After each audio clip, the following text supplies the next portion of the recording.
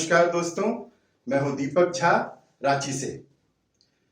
Smart parenting और mentorship to students की अपनी यूट्यूब श्रृंखला को आगे बढ़ाते हुए हर बुधवार को आप जैसा कि जानते हैं हमारी ये यूट्यूब श्रृंखला पिछले 2-3 महीने से चल रही है और हर बुधवार को मैं एक नया वीडियो डालता हूं स्मार्ट पेरेंटिंग टेक्निक्स के ऊपर या फिर मेंटरशिप टू स्टूडेंट्स के ऊपर कि कैसे बच्चे ज्यादा से ज्यादा सक्सेसफुल हो, सफल हो, उसके क्या सूत्र हैं। उसी श्रृंखला को आगे बढ़ाते हुए आज के वीडियो का हमारा टॉपिक है कि कॉम्पिटिटिव एग्जाम्स में, प्रतियोगी परीक्षाओं में कामयाबी, सफलता किन बच्चों को मिलती है, किस तरह के बच्चों को मिलती है और क्यों उन्हीं को मिलती है, इसके मूलभूत सिद्धांत क्या है, हम सब ये जानना चाहेंगे ना। देखिए, मैं 12 साल से कोचिंग इंडस्ट्री का एक पार्ट हूं, आईआईटी और मेडिकल कोचिंग इंडस्ट्री का, और मैंने ये देखा है, मैंने अपने सामने हजारों बच्चों को इसके लिए कॉम्पिटिटिव एग्जाम्स की प्रिपरेशन करते हुए देखा है। उनमें से कुछ ही 10% बच्चे सफल होते हैं मुश्किल से। तो वो क्या है उन 10% बच्चों में जो उनको बाकी 90% बच्चों से भिन्न करता है, इसकी मैंने बहुत गौर से स्टडी की है और आज के इस वीडियो में 5 प्रमुख पॉइंट्स बताऊंगा इस संदर्भ में कि वो क्या है उन बच्चों में, किस तरह के बच्चे होते हैं, क्या उनका माइंडसेट होता है जो वो कामयाब हो पाते हैं प्रतियोगी परीक्षाओं में। मैं आज उन बच्चों की बात करूंगा जो ऑलरेडी सेम पेडेस्टल पर है। मैं डिप्राइव्ड बच्चों की बात नहीं करूंगा, जिन्हें ऑलरेडी एक अच्छा मेंटरशिप मिल रहा है, जिन्हें ऑलरेडी एक अच्छी कोचिंग मिल रही है, एक अच्छा स्कूल मिला हुआ है, जिनके पेरेंट्स ऑलरेडी अवेयर हैं। उन बच्चों के बीच में भी क्या सभी सफल होते हैं? नहीं। तो उनमें क्या भिन्नता पैदा करती है? उन बच्चों में जो विद ऑल फैसिलिटीज हैं, लाइक गुड पेरेंटिंग भी है, गुड मेंटरशिप भी है, गुड कोचिंग भी है, गुड स्कूल भी है, फिर उनमें पर्टिकुलर उन बच्चों में क्या ऐसा स्पेशल होता है उन 10% बच्चों में कि वो सफल हो जाते हैं। तो 5 प्रमुख पॉइंट है, चलिए आगे बढ़ते हैं। अगर आपको हमारी इस श्रृंखला के वीडियोज अच्छे लगते हो तो कृपया इस वीडियो को भी सुनने के बाद लाइक करिएगा, पिछले वीडियोज की तरह सब्सक्राइब करिएगा हमारे चैनल को अगर आज तक नहीं किए हो तो, बेल आइकन को हिट करिएगा ताकि नोटिफिकेशन आपको प्राप्त हो जाए जब भी मैं वेडनेसडे को इसको डालूं। तो जिस इन सब को करने से, मेरे चैनल को सब्सक्राइब करने से, लाइक करने से, शेयर करने से, अपने 3 दोस्तों में कम से कम शेयर करने से मेरा प्रोत्साहन होगा। मैं चाहता हूं कि मैं जो सफल हुआ हूं एक अच्छे पेरेंट के रूप में, मेरे दोनों बच्चे टॉप रैंक आईआईटीएन हैं, बड़ा बेटा मेरा आईआईएम भी किया हुआ है, तो मैं और इतने सारे बच्चों को सफल करने में मैंने एक अपनी अहम भूमिका निभाई है। तो ये जो टेक्निक्स मैंने सीखे हैं पिछले 12 सालों में, ये मैं चाहता हूं ज्यादा से ज्यादा पेरेंट्स को और ज्यादा से ज्यादा बच्चों को ऑब्जर्व करके मैंने जो देखा है what creates the difference between successful and unsuccessful student, ये ज्यादा से ज्यादा बच्चों में और ज्यादा से ज्यादा पेरेंट में हमारे टेक्निक जो मैं शेयर करता हूं वो चाहे, और ये आपके sharing of this video to 2-3% minimum और लाइक करने से, सब्सक्राइब करने से, चैनल को बेल आइकन पे हिट करने से ही संभव हो पाएगा। आप ऐसा कर भी रहे हैं, मैं उसके लिए आपको धन्यवाद देता हूं।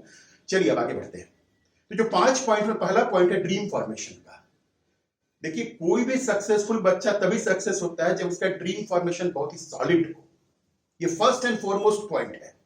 अगर ड्रीम फॉर्मेशन सही नहीं है, if why is 100% not clear कि why do I want this to crack this competitive exam, तो फिर क्या संभव होगा? See, if your why becomes very clear, absolutely clear, how becomes clear, कैसे करना है वो बात की बात है, क्यों करना है ज्यादा महत्वपूर्ण है। और ये कैसे हो पाएगा? Know your pain area, PAIN, pain. हर बच्चे का, हर आदमी का कुछ ना कुछ पेन एरिया होता है। जरूरी नहीं है कि गरीब हो तो वो अमीरी की तरफ जाना चाहता है, moderately good middle class, upper middle class life जीना चाहता है, इसलिए उस कॉम्पिटिटिव एग्जाम को क्रैक करना चाहता है। ये भी एक बहुत बड़ा पेन एरिया है। लेकिन एक संपन्न व्यक्ति के बच्चे भी IIT के अंदर, एम्स के अंदर जाते हैं, तो उनमें भी कुछ पेन एरिया होता है। वो किस तरह का होता है? उनको अपनी औकात दिखानी पड़ती है। उनको लगता है मेरी जो भी आज पहचान है और आगे रहेगी वो मेरे सफल पिता की वजह से है, नहीं मुझे अपनी औकात भी क्रिएट करनी है। तो कुछ ना कुछ आपको इंट्रोस्पेक्शन करके बच्चों एक पेन, अपने पेन एरिया को पहचानना होगा। और जब उस पेन एरिया को आप पहचानेंगे तो उस पेन को दूर करने के उपाय ढूंढेंगे और उस पर्टिकुलर कॉम्पिटिटिव एग्जाम क्रैक करके आपको जब तक नहीं दिखेगा कि ये पेन मेरा दूर होने के तरफ में एक सफल प्रयास है, ये करने से ये हो जाएगा, तब तक आपका ड्रीम फॉर्मेशन वाई पूरा क्लियर नहीं होगा और ड्रीम फॉर्मेशन सॉलिड नहीं होगा। देखिए, every person is intrinsically selfish in nature.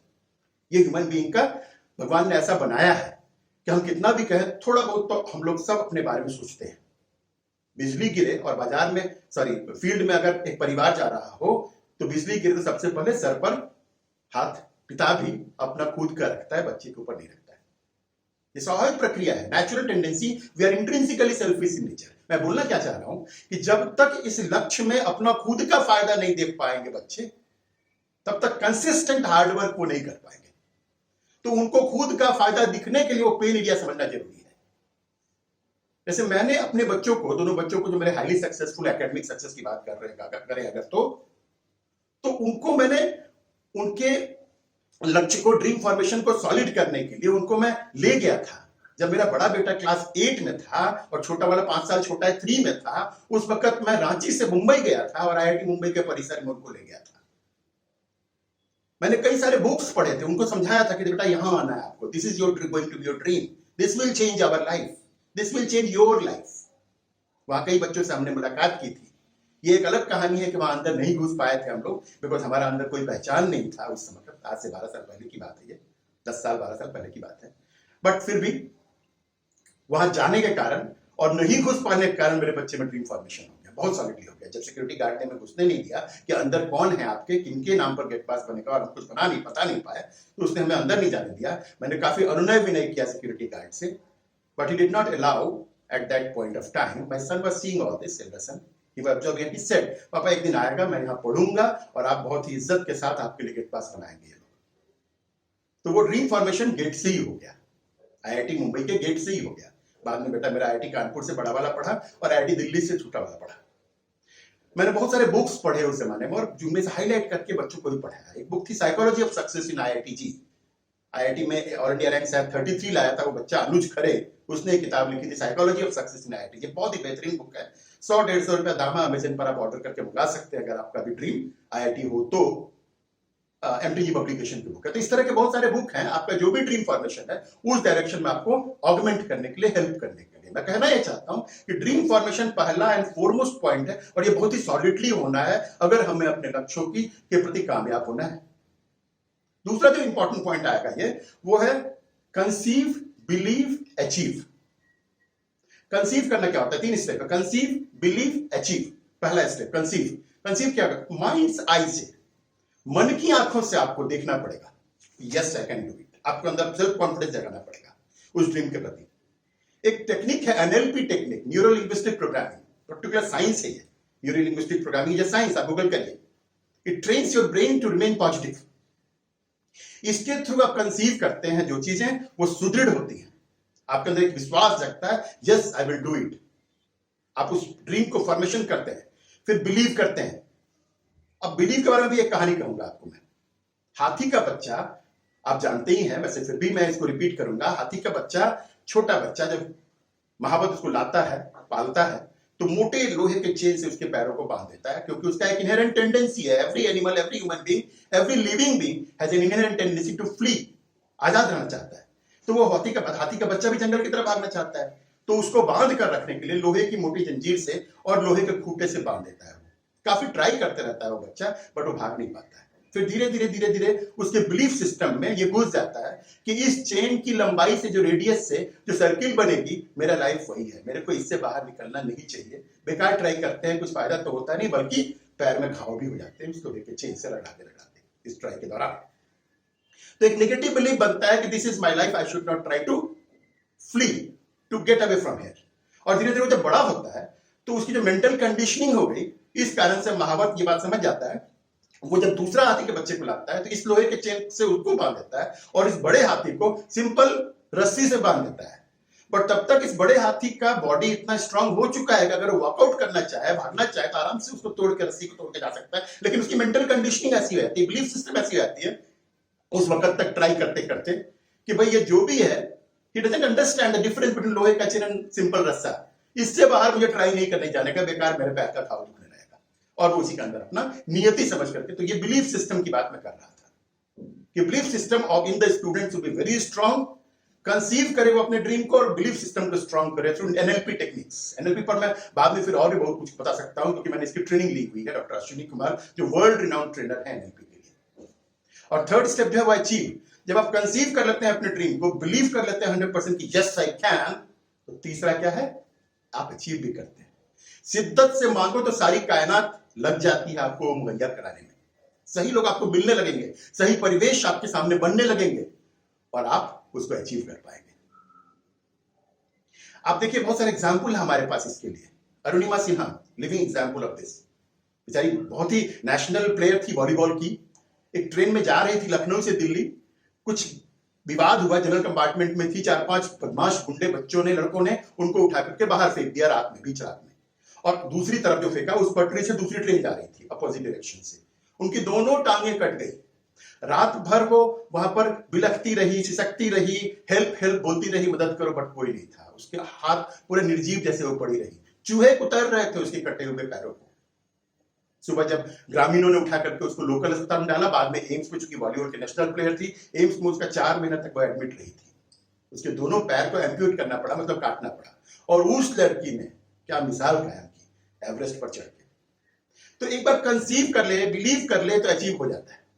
बस इस बहुत ही शिद्दत से कायनात से मांगना पड़ती है वो चीज, हार नहीं मांगना है।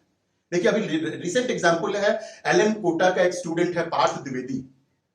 वो वहीं कोटा में रहकर 2-3 साल से पढ़ रहा था।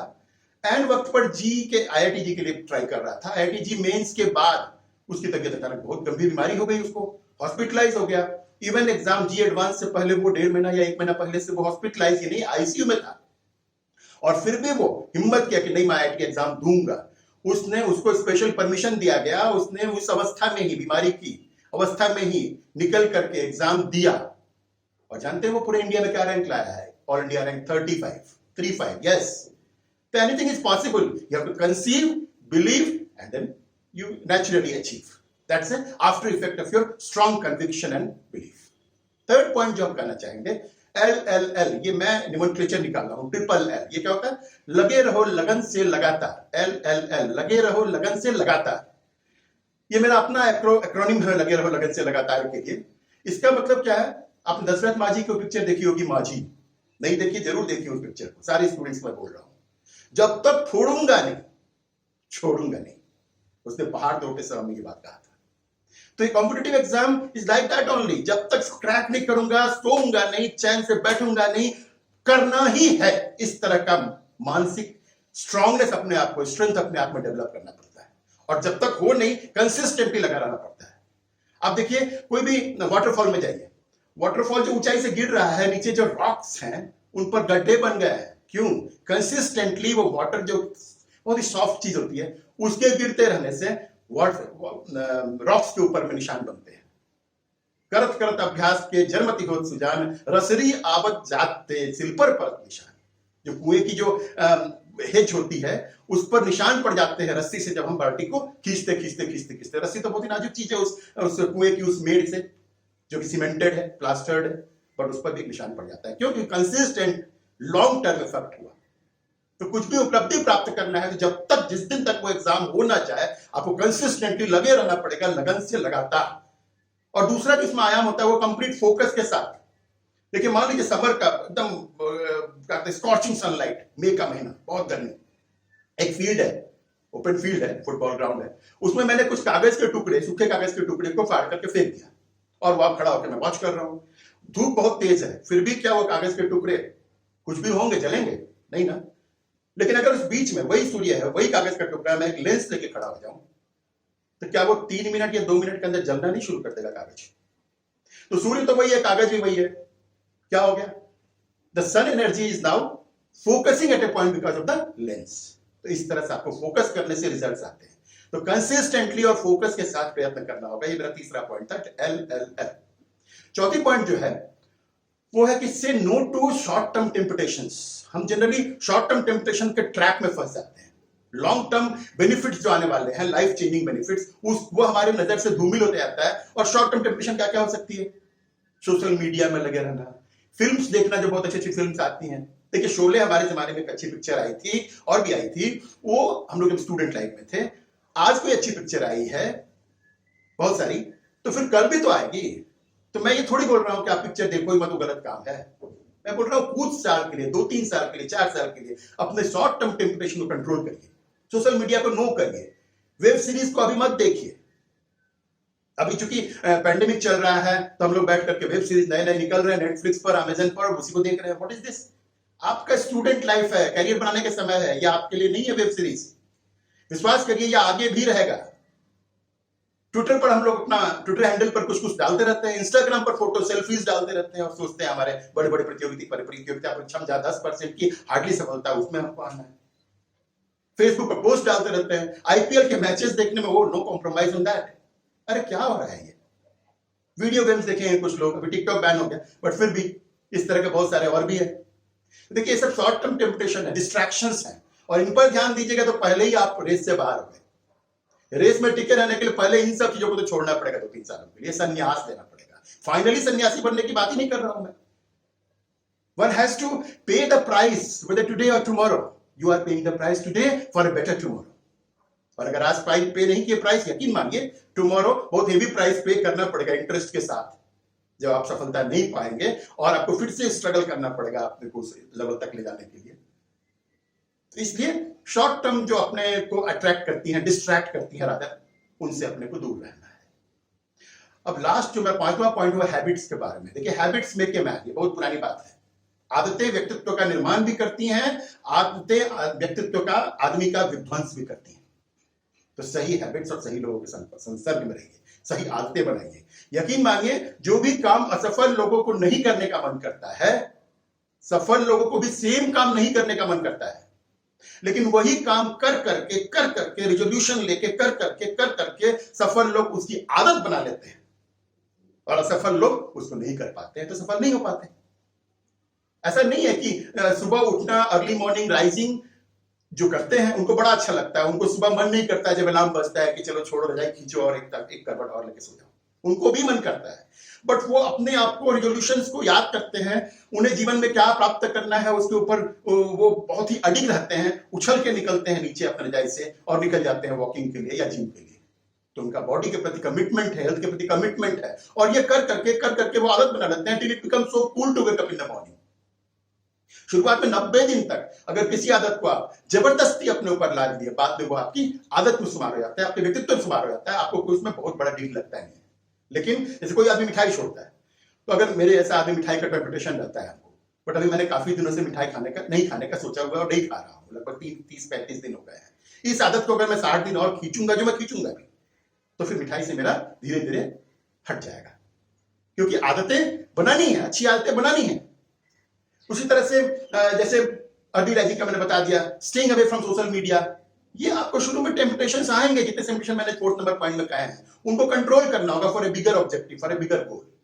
फिर वो आपके हैबिट्स में जब आ जाएगा तो ठीक हो जाएगा। क्योंकि एक चीज को फिर से भी बोल रहा हूं, रीइटरेट कर रहा हूं कि जो भी चीजें एक असफल व्यक्ति को करने की मन नहीं करती है, सफल व्यक्ति को भी वो चीजें करने की मन नहीं करती है, लेकिन सफल व्यक्ति वो कर करके उसे अपनी आदत में शुमार कर लेते हैं। During that process of making it a habit, they really struggle a lot, but they do it. Lastly, बच्चों को मैं खास करके ये कहना चाहूंगा कि न तो मैं ऐसा कह रहा हूं इस वीडियो के थ्रू, और ना ऐसा मानता हूं कि उस पर्टिकुलर कॉम्पिटिटिव एग्जाम में जिसको आप ड्रीम फॉर्मेशन किए हैं और जिसके लिए आप लगे रहे, लगन से लगातार कंसीव किए, बिलीव किए, अचीव किए, सोशल मीडिया से, इंस्टाग्राम से, एफबी से, फिल्म से दूर रहे और अच्छी हैबिट्स को इनकलकेट किए, वो वैसे कॉम्पिटिटिव एग्जाम में असफल अगर बाय द वे उसके बाद भी आप हो गए तो आपका जीवन असफल हो गया। कृपया ऐसा न सोचें, न माने, मैं तो ऐसा एकदम नहीं मानता हूं। मैं सिर्फ ये कह रहा हूं कि शिद्दत से उस चीज के लिए जिसके लिए आपने 2 साल देने का, 3 साल देने का, 4 साल देने का सोचा है, ट्राई तो करिए। It will not, your life will not end if you are not successful, but अगर सक्सेसफुल हो गए, जिसकी इन 5 चीजों को फॉलो करने से बहुत संभावना बढ़ जाएगी, अगर सफल हो गए जिंदगी तो बढ़ी जाएगी, इसमें कोई शक नहीं। It is a passport to success. It is not that अगर आप नहीं सक्सेस होते हैं तो आप फेलियर हैं, but it is a passport to success.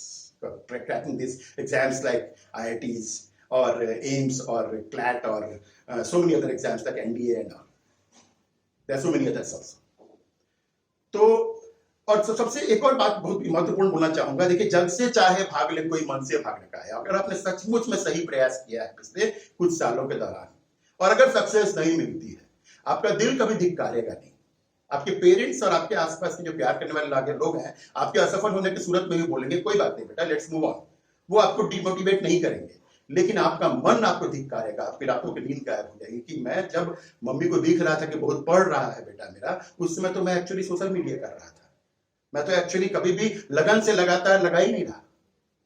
ये आपका मन जानते रहेगा, जग से चाहे भाग ले कोई, मन से भाग ना पाए। एंड वाइस वर्सा, अगर आपने शिद्दत से मेहनत की है और फिर भी सफल नहीं हुए, आप तुरंत बाउंस बैक कर जाएंगे। सच बोल रहा हूं, आप तुरंत बाउंस बैक कर जाएंगे। आप इस बात को मानेंगे, आपको कई सारे एग्जाम्पल दिखने लगेंगे कि देखिए ईश्वर कायनात कुछ ना कुछ अच्छा के लिए ही कुछ किया है। What seems to be the end of the road may just be a bend in the road. तो असफल होने से कुछ नहीं होगा अगर प्रयास सही किया गया है। आगे फिर से उस तरह की आदत बन गई रहेगी आपकी, तो दूसरा कोई कॉम्पिटिटिव एग्जाम जो आगे लाइफ में आने वाली है, यूपीएससी की और जो भी ग्रेजुएशन के बाद की इंपॉर्टेंट एग्जाम्स होती हैं, उसमें आप सफल हो जाएंगे। लेकिन अगर आपने खुद को चीट किया है इस प्रोसेस में पिछले 2-3 साल के दौरान, तो वो जो आप में गिल्ट फीलिंग आएगी ना, ये बहुत खतरनाक चीज है। मैंने कई बच्चों को इसको लेकर के बर्बाद होते देखा है। उनके अंदर गिल्ट फीलिंग बहुत जबरदस्त आए थे कि मैंने किसको चीट किया। And finally really the point is, the fact is, who do you really cheat? If you are not really following those 5 principles, if you are, and you understand that your parents have done everything for you to what they can to give you that environment, to give you that facility to get the success.